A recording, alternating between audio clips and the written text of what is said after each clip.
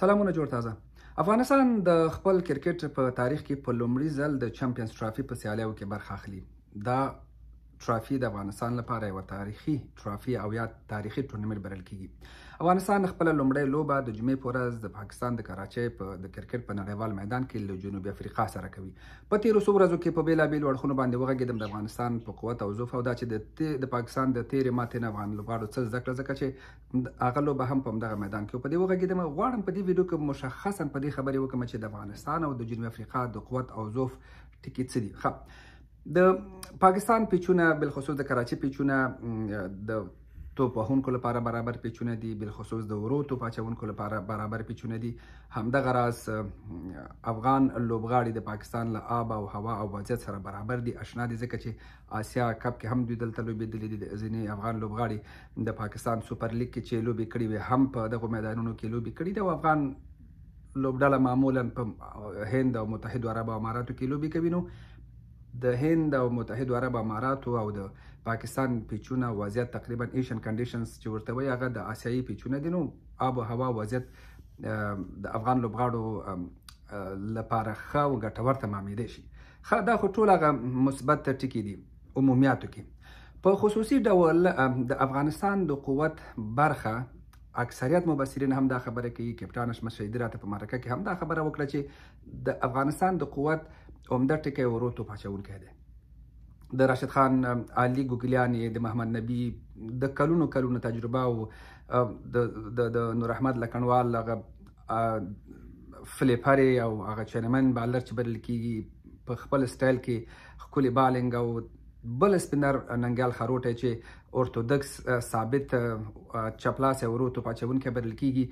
دا ټول هغه مسایل دي چې د افغانستان بالینګ ورباندې قوي ښکاري او د افغان لوبډلې په بری کې به د دوی دغه اورونه که درې سپینران وي که څلور وي، د دوی دغه اورونه به د افغانستان په بری کې مهم او عمده رول لوبوي. دا خو د افغانستان هغه د قوت یو عمده ټکی شو. په توپوهنې کې د افغانستان اوپننګ مهم او حیاتي ځکه بلل کېږي چې رحمان الله ګربز تهاجمي او یرغلیزه او چټکه لوبه کوي. د هغه د لوبې سټایل هم همدغسې دی، که 1500 اورونه دی ودرېږي نو د افغانستان لپاره یو ډېر د غټ هدف د ټاکلو بنسټ یې ښودل کېږي او که هدف ترلاسه کوي نو د هدف د ترلاسه کولو هغه بهیر، هغه لاره، هغه پروسه ورته اسانه کوي.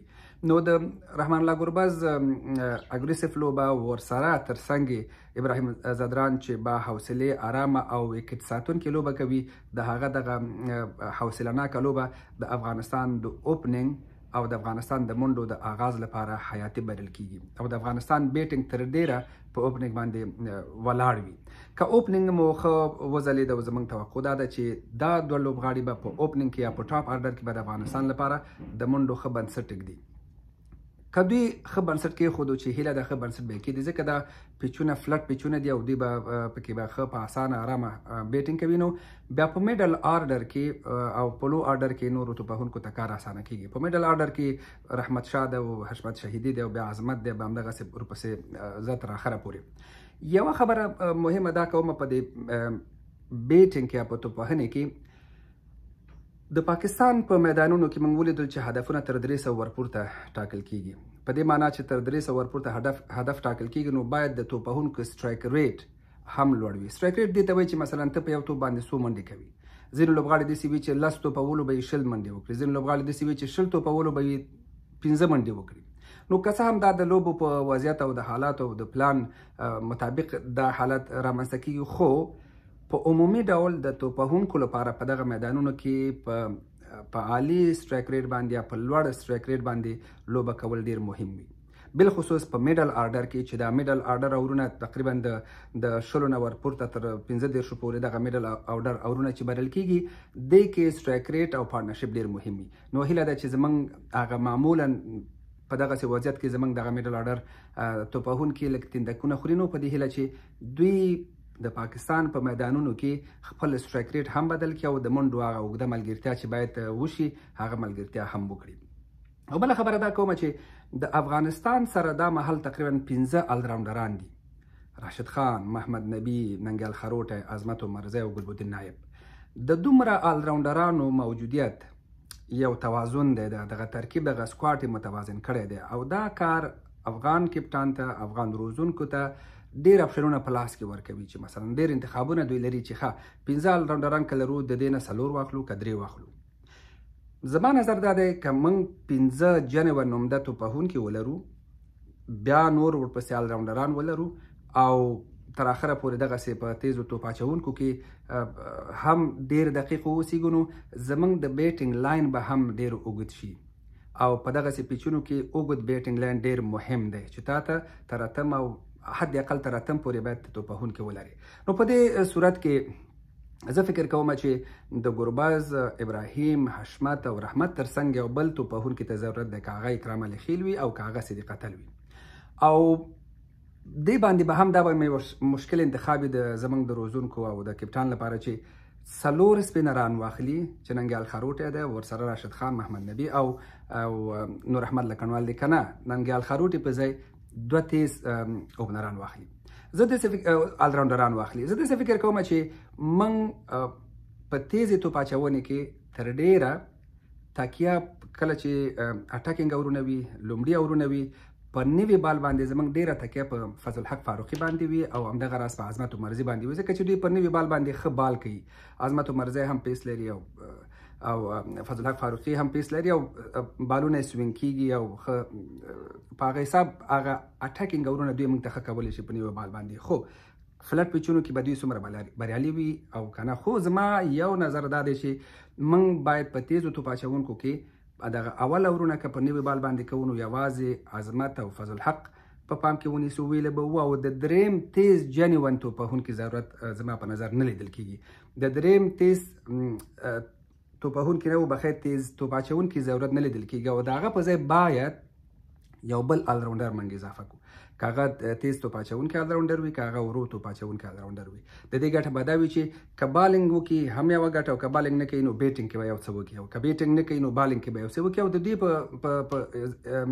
په لوبولو سره به زموږ د بیټینګ لاین هم اوږد شي. دا خو هغه تخنیکي مسایل دي نو زه هیله لرم چې هغسې یو ټیم یو ترکیب وټاکل شي چې افغانستان ته یې نتیجه مثبته وي او افغانستان لوبه وګټي.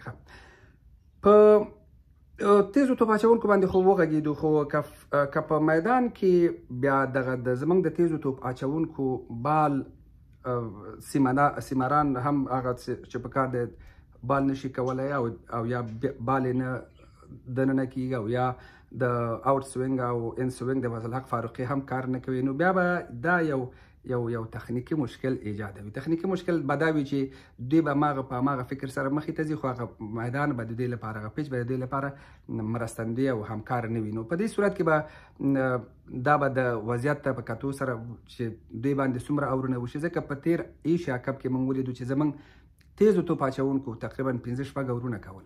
د هغه علت دا نه و چې دوی ښه بالران نه دي، د هغه علت دا و چې دغه پیچ دوی ته برابر نه و نو دوی باندې بیا ډېرې منډې کېدلې. نو په دې صورت کې بیا به ښه وي چې موږ الراونډران ډېر ولرو چې 3 اوره په یو الراونډر وکړو، 3 اوره په بل الراونډر وکړو، بیا د دغه تیزو توپ اچوونکو دغه اورونه چې پاتې کېږي په دې باندې دغه اورونه وکړو. خو دا په هغه صورت کې وي چې ستا هغه اټاکینګ تیز توپ اچوونکي نتیجه نه ورکوي هغسې چې ستا خوښوي. په هر حال نو دغه ټولې خبرې که راټولې کړو نو د افغانستان د قوت ټکی اوپننګ ورو توپ اچونه او ترڅنګ د پاکستان پیچ او وضعیت او دا مسایل. د جنوب افریقا قوت په څه کې دی؟ د جنوب افریقا قوت د دوی په اګریسیو بیټینګ کې دی او بالخصوص میډل آرډر د دوی ډېر قوي میډل آرډر لري. ګلاسن د دوی یو لوبغاړی دی چې بیخي سړی ورته تعجب کوي، دومره لوبه اسانه کوي چې حیران پاتې شي ورته. د دې میلر همدغه راز د دې آیدن دی هغه میډل آرډر د ملا تیر بلل کېږي دا لوبغاړي. ټاپ آرډر یې دومره قوي نه بلل کېږي، میډل آرډر یې تر ټاپ آرډر قوي دی. الراونډرانو جوړه یې هم ښه ده، هم تیز توپ اچوونکي لري او هم ورو توپ اچوونکي لري. بل قوت د دوی تیزه توپ اچونه ده ځکه د دوی بالران هم پیس لري او هم قدونه دنګ دي. که په دغسې فلټ پیچونو کې د دوی هغه سوینګونه او یارکرې او یا بونسونه کار نه کوي نو بیا دوی کولی شي چې خپل پیس په داسې یو شکل سره وکاروي چې دقیق ځای او یا ګډ لاین او لین چې په کرکټ کې بلل کېږي هغه ځای وولي چې بیټسمن ونه شي کولی په دوی باندې ډېرې منډې وکړي. هغسې چې د نیوزیلینډ هغه دنګو بالرانو د پاکستان خلاف بالینګ وکړه. په هماغه پیچ کې د پاکستان تیز توپ اچونکي په عامه اصطلاح وټکېدل، خو د نیوزیلینډ تیز توپ اچونکي یوازې دا نه چې دوی ښه په حساب وځلېدل، ښه بالینګ یې وکړه، بلکې ویکټ یې هم واخیستلې. نو د دوی هغه قوت، هغه تیزه توپ اچونه دا و. بل قوت د دوی فیلډینګ دی. دوی په فیلډینګ کې ډېر ښه فیلډینګ کوي. ښه په هر حال ورو توپ اچونه کې د ورو توپ اچونکي لري چې مهاراج او تبریزي دی. نو دوی ډېر کامیاب توپ اچونکي دي. دوی په دې هیله چې زموږ توپ وهونکي د دوی د تیزو بالرانو او د ورو توپ اچونکو په وړاندې ښه ولوبېږي او ښه وځلېږي. او د دوی زوف بیا په څه کې دی؟ زوف د دوی د توپ وهونکو بیا دا دی چې دوی په ایشن کنډیشن کې د کوالټي سپینینګ او یا د عالي ورو توپ اچونکو په مقابل کې یا ښه نه دي لوبېدلي او یا ښه لوبه نشي کولی. او افغانستان دا مهال په دې ټورنمنټ کې تر ټولو قوي سپین بالینګ لري. نو هیله مې دا ده چې افغانستان د دوی د زوف نه استفاده وکړي او خپل هغه کم قوت چې لري هغه قوت وکاروي. که په دغه محاسبې کې موږ د جنوب افریقا ټیم ایثار که نو انشاءالله موږ به په ښه شکل سره مخې ته ځو. او د دوی هغه کپټان چې دی تیمبا پاړه ویل کېږي چې دا ډېر داسې ویښ او بیداره کپټان نه دی، ستراتیژیست کپټان نه دی، وضعیت ته په کتو تصمیمونه نشي نیولی. مطلب هغه لکه په حساب هغه ټریډیشنل کپټاني کوي چې اوپنر به دا وځي، اول اور به دا کېږي، درېیم اور دا کوي، څلورم اور دا کوي. داسې محاسبه او ای بي پلان ورسره نه وي. نو په هر حال دا د دوی یو بل د ضعف نقطه بلل کېږي. نو او په ایشن کنډیشن کې معمولا د اروپا او استرالیا او د افریقا ټیمونه په دغو میدانونو کې ښه نه دي ځلېدلي، که څه هم د جنوب افریقا ټیم د پاکستان په میدانونو کې تر 300 ورپورته منډې کړي دي. نو زما هیله دا ده چې افغانستان دغه ټولې مسلې وارزوي، وڅېړي، تحلیل یې کړي او په یو ښه شکل سره د ټیم په یو ښه ترکیب سره لاړ شي. نو زه چې یو تشویش لرم، په دې باندې تشویش لرم چې افغانستان به سبا 4 سپینران اچوي که 3 سپینران اچوي. د دوی سره انتخابونه او بدیلونه ښه زیات دي. نو ډېر تشویش بني. موږ به د افغانستان د بری دعاګانې کوو او هیله مې دا ده چې په کراچۍ کې میشت افغانان او په ځانګړي ډول پښتانه سبا میدان ته ورشي او د افغانستان د لوبډلې د لوبغاړو د تشویق لپاره په میدان کې ښه شور جوړ کړي. ډېره مننه.